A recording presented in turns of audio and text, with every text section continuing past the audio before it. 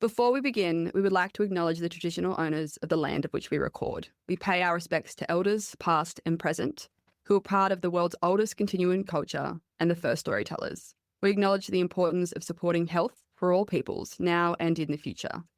Aboriginal and Torres Strait Islander people are warned that this podcast may contain the voices and names of people who've passed. Welcome to the HeartKids Podcast. Join us to hear stories of Australians affected by childhood heart conditions.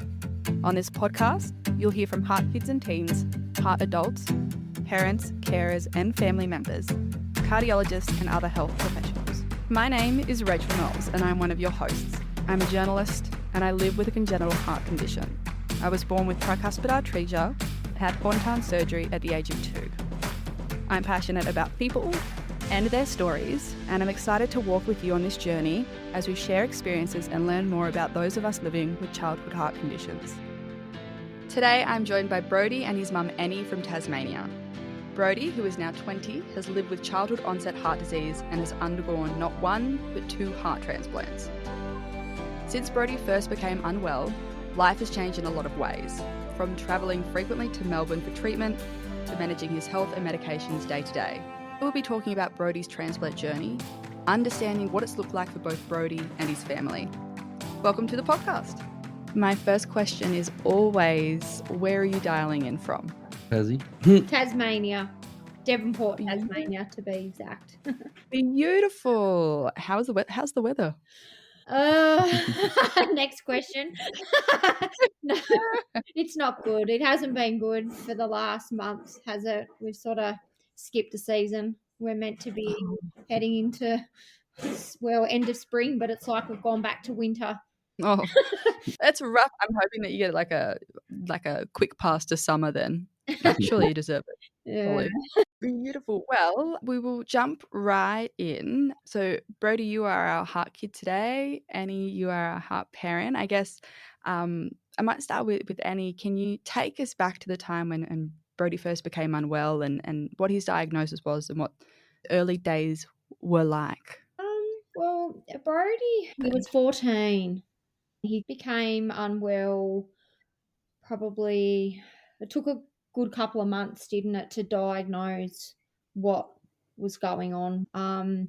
He was unwell all the time, vomiting, lost a lot of weight, several trips to the doctor, had a high heart rate, high blood pressure, like there was lots of signs there, but you know, the first time they thought it was like a viral infection, which, you know, can cause all these sort of symptoms. And he just progressively just got sicker and sicker. And we were like, what's going on? And that would have been really scary as a 14-year-old. Brodie, do you remember feeling sick in that period of time?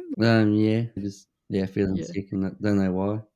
Yeah, that's super stressful. Just like not being able to do what you normally would do, like everything sort of stopped, wasn't it? Like, you know, you just had no energy and yeah.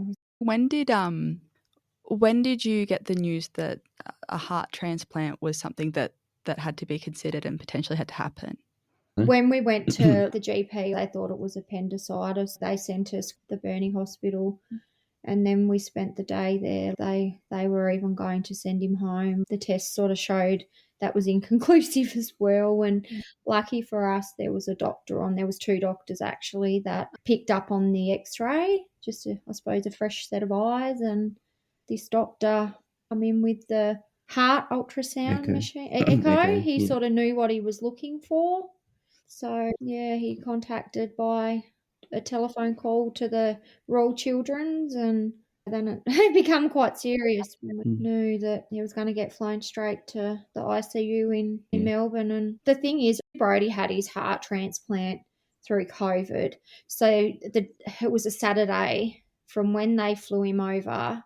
He got his heart, you had it, 12 days later. Yeah. So I went, because it was only me and my husband that went to the hospital with him. We drove him down there because obviously we thought we were going down for appendicitis, suspected appendicitis.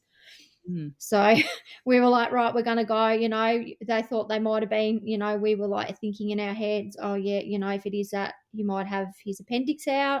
So, and we spent all day. And then when the doctors come in, that was about 7 o'clock that night. And, it just pretty much turned our world upside down. And, only one of us could go to Melbourne on the little plane, which was Dad.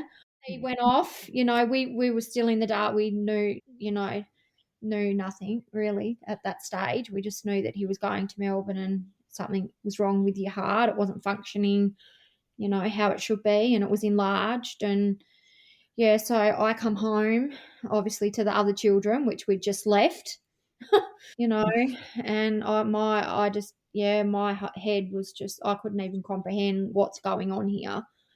I wanted to get to Melbourne, as quick as I could, but then it's like, and at that time the kids were wondering, but we didn't know ourselves. So you can't explain. Yeah, you're like, we don't even know like what's happening, what's going on, from having a fit, healthy child who's never had any sickness, never, had anything go wrong, hardly any colds, flus throughout the 14 years.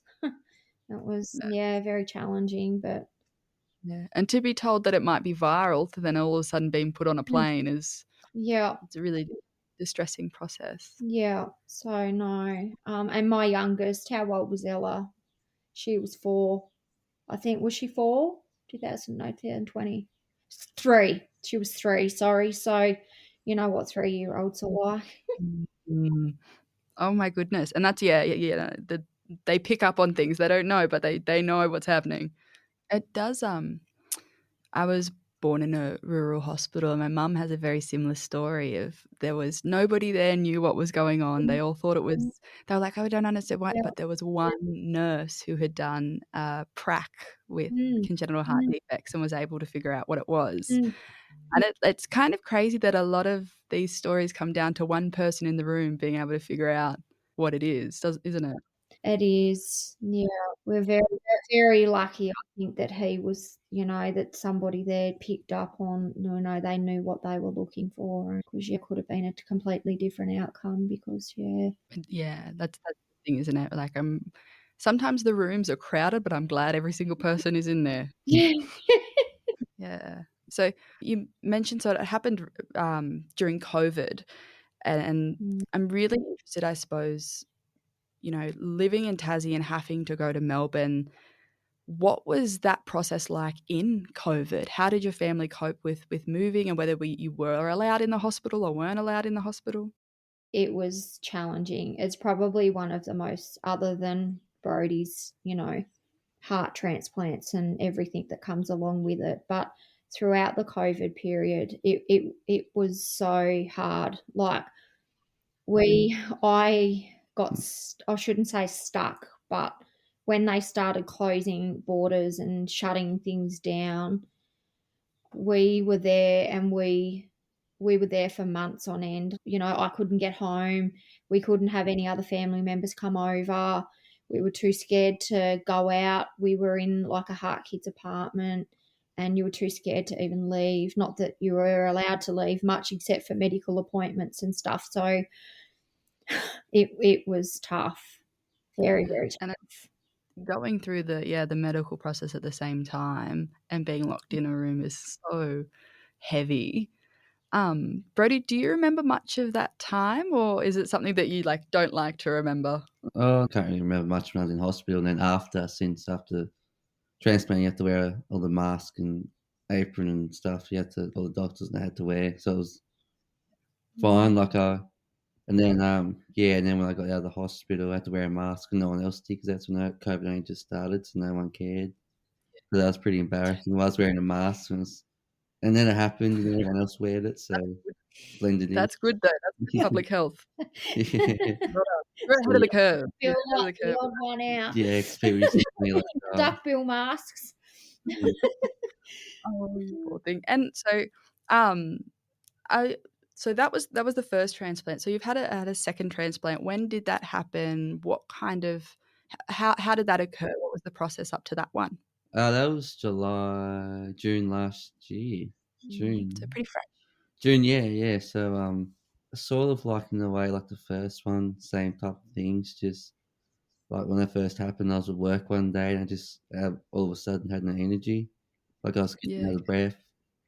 And then, yeah, it's pretty much all I had, really. And then kids are getting worse and worse. I was back and forth to doctors and they weren't saying much. And then, yeah, it's pretty much just then later on down the track, it gotten worse, like more walk from like the lounger into the toilet. I got really bad shortness of breath, stomach pains, and sleep like tired 24/7. Yeah, okay. And that's sort of because obviously he was at the children's and he turned 18 Yeah, and then shit, went man. over to the Alfred when you become an adult. So Yeah. that's all, you know, everything over at the Alfred's different to the children. So that was, you know, a whole new set of challenges for us and for Brodie. Yeah, how was it, I suppose? The transition process is really difficult to move between hospitals in one instance, but to have your procedure in a place that you hadn't been before, you didn't know many people, and trying to explain your medical history as well, I imagine would have been hard to advocate for yourself. How did you find dropping into the adult system? Yeah, it just sucked. Pretty much all I can say, really. This wasn't just the children. You had free TV. Yeah. You were lucky though, because obviously the cardiologists work, you know, some of them work across. We found some of them were at the Alfred, that were at the children's, and you know the communication between the both, you know, is really very lucky. It's a good network. It is, isn't it? Yeah. Brodie, what was it like when you found out that you had to get a second transplant? How did you feel? Did you feel like nervous? Did you feel like upset that you had to go through it again? What were you feeling? Yeah, it's just like the same as the first one. So yeah, I was getting sick and I was getting worse and worse, and it always came across I had to have another one. Then I was going back and forth to Melbourne and all that, and then last time before I had spent Easter in the children's, didn't you? All over Easter, like it was sort of a lot of hospital admissions and different treatment and trialing different things, and nothing would work. And then with the second one, I had to I didn't really know I was having again. the second one. I just got flown over there because I thought I was getting more treatment, and then I was in ED down there for a couple of days, and then the doctor said, "Oh, as you probably know, you're having on the list for another one." So that's when I found out. After spending 2 days in ED. And then all of a sudden, Annie, how did you feel? Like that would have been a bit of a shock. Like, well, look, I always, because obviously a lot of the times, well, most of the times with Brodie's appointments, every time he'd come to the Alfred for clinics and even the children's, I'd go with Brodie. So, you know, most of the time it'd be me that would go to Melbourne, and you know, we would stay there for extended stays, and you know, and then I suppose in April at Easter. It was Easter, wasn't it, before you had it in, because you were in the children's for a good couple of weeks all over Easter before you had the other one. And then you come home and you weren't home for very long. And so then for like 2-3 days. Yeah, I think, 2-3 days. And then he was back. And then it was like. Yeah, it's pretty much just back and forth. And we'd had, you know, that many appointments with the cardiologist, and they'd done tests and everything was leading. Look, I think Brodie hides his symptoms really well.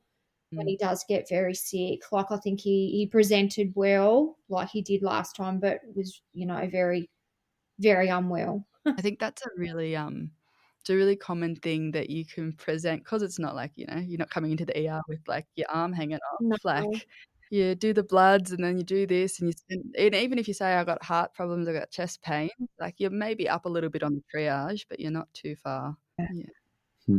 So what you guys are telling me is that if I need any Melbourne recommendations to hit you up, any cafes, any restaurants, What's the hospital food? which cafeteria in the hospital should I go to?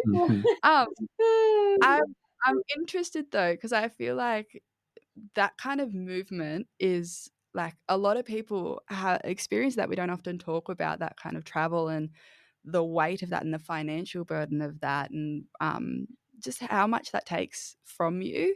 I know that like spending a lot of time in the hospital, like you do interact with a lot of people, and I recognize though that some of that time has been during COVID, so that might not have been something that you've gotten to do. But have you made friendships or have you made connections with people in the hospital, what have your connections kind of been like, or your support system been like?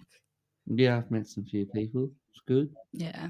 I think the difference from the first transplant to when throughout the COVID, and then when Brodie got sick the second sort of time round when he was still in the children's, that was post COVID.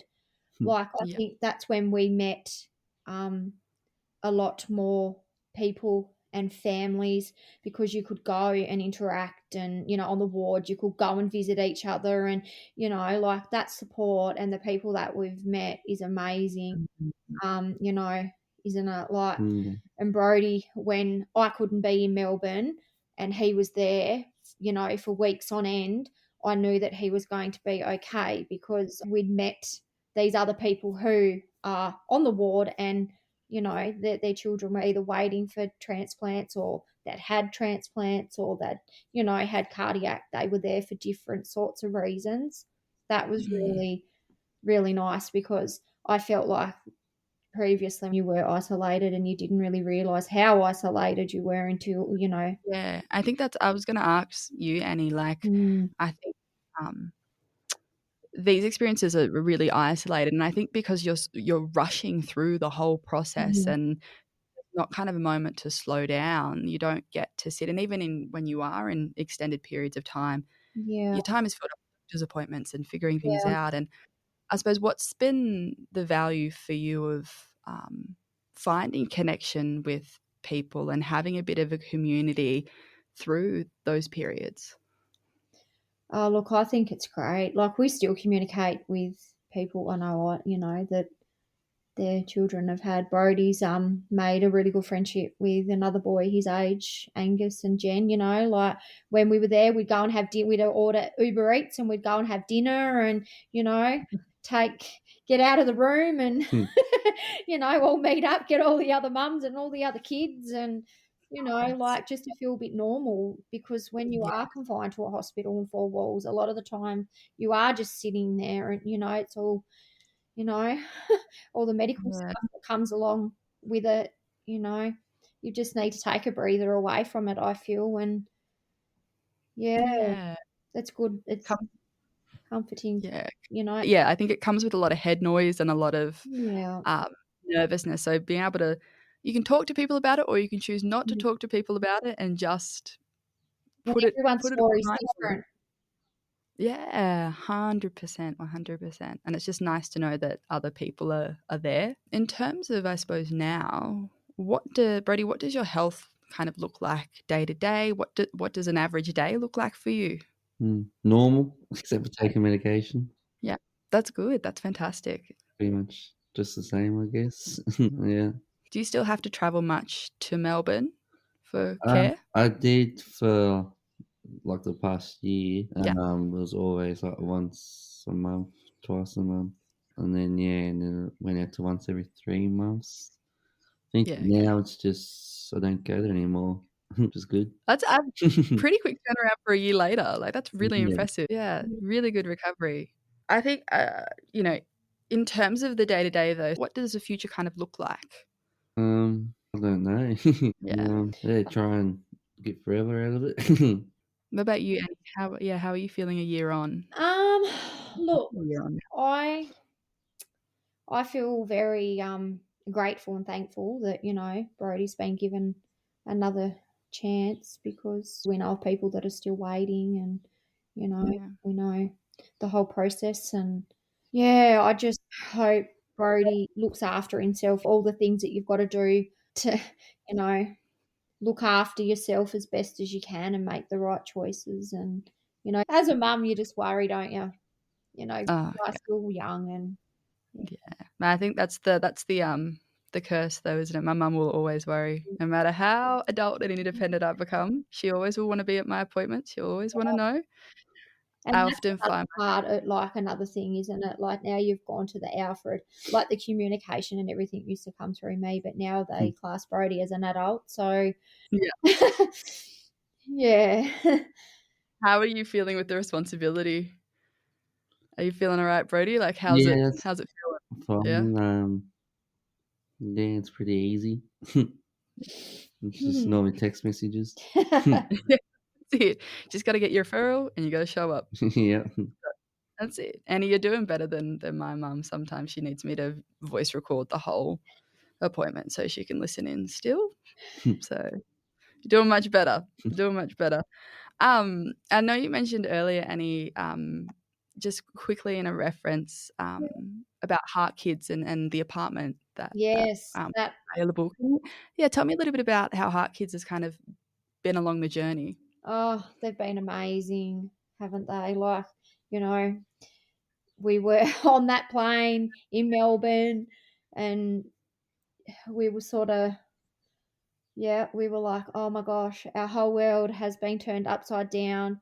And at that point in time, we didn't know, like, there was talk of being in Melbourne, you know, having to relocate everything, which a lot of families do. And that's just their journey and what they have to go through. And they will be in Melbourne for years before, you know. And that's the thing, like, we were like, what do we do? Like, we're so far from home, and the apartment that HeartKids gave us was amazing. And, you know, without that, I don't know what we would have done. We spent a couple of nights to start off with at the Ronald McDonald house, but they were all full. So, you know, we were like, okay, because there's one right near the children's, but so they were like, we could put you in one. I can't remember where it was because it was dark when we went there, and it was a huge building. It was like, it wasn't near the children's No, it's at hospital. It was Fitzroy. Fitzroy. Ah, yeah. Okay. Yeah, a bit of a distance. We were Yeah. there, and then we were like, you know, because like obviously we know Melbourne now, but we were like, oh no, and then so and then that didn't last long. We just had to wait there for a couple of nights till the other one come up, and then we were there for a while, and then it was just good to get something more long term, because obviously that's what the HeartKids do with their apartments. Max's place. But still look back at the photos. It was cute. We spent a lot, obviously, because we were in there every day, and you know, yeah, true. COVID isolation in there. The same TV shows. We knew what was on TV every day. Oh God, coming on. Poor things. I've gotten so much out of this, and I could ask you questions forever about your experiences and how you're feeling, but I feel like I should probably wrap it up. I've taken a lot of your time. You know, looking back on your experiences and where you are now and your health now, I think, what would you say to other young people who might be getting a heart transplant, might have other heart conditions, who are finding it a little bit tough? I just, like, I guess it's half the people. I just move on. Like, I just don't think about it, and yeah, it's pretty much it. Like, it's you just want to live your life. Yeah, you just got to think how lucky you are. Yeah, definitely. You know, some people unfortunately and sadly don't get that choice, do they? Like, no, so yeah, it's good. Yeah, and Annie, for yourself, I guess, like for any parents who are looking down the barrel of a similar experience, like what would you be their? What advice would you give them? Look, at the start, it can be very tough. I sort of was in denial to start off with, like, you know, this is not my life. This is, you know, I don't want this. Do you know what I mean? Like, you just think, why me? You go through all the motions, and then I think you've really got to flip it on its head, and then you grasp it, you deal with it, and you think, this is my life, and you've sort of got to look at the positives, and, you know, there's always someone worse off out there. There's always somebody that's, you know, I think we're quite lucky. And I mean, we haven't, obviously Brodie hasn't chose this, and then I look at him and I look at the strength and the courage and everything he's gone through, and, you know, like, there's been many times where you've been in hospital and you think, oh my gosh, you know, these poor children. I don't know. You just got to draw on your strengths, and you will find them. You know, you think in those moments you find them. Yeah, you do. They're there. It might take a while to, you know. And I suppose having conversations with other people too, which has been, I think, through the HeartKids, and, you know, we know, people who work for HeartKids, and they're based in Victoria, and we still had some really good friendships and support, and met a lot of other people in the same position. But yeah, like I said, I just think you just need to got to do the best with what you've got. that you can with what you've got. Take each day as it comes, and just the gift of life is the gift of giving, and you just have to think yourself that I'm still here, and we're lucky. We're very, very lucky. Yeah. I think that you fight as hard as you can, and then you're lucky.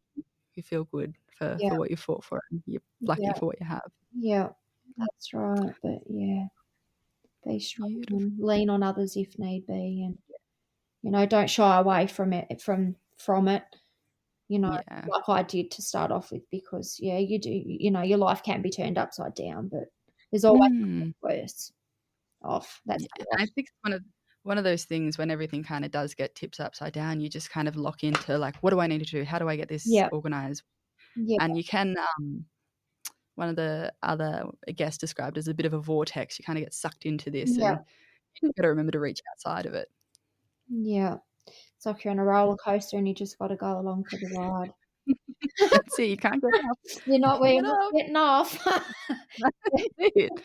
Oh, well, thank you so much for your time. Thank you for letting me poke you and prod you with all of my questions. I'm really grateful. And I'd like to give a real big shout out to HeartKids and everything that they do. And, Oh, it was wonderful speaking to you both. Yeah. They do God's work. Absolutely. Yeah. They do. But no, I'm very, very glad to hear that.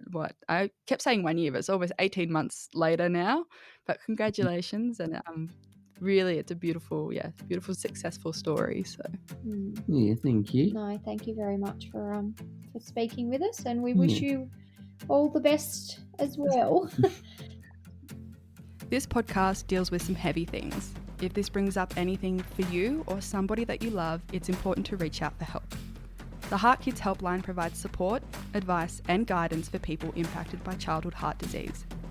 You can call the helpline on 1800 432 785.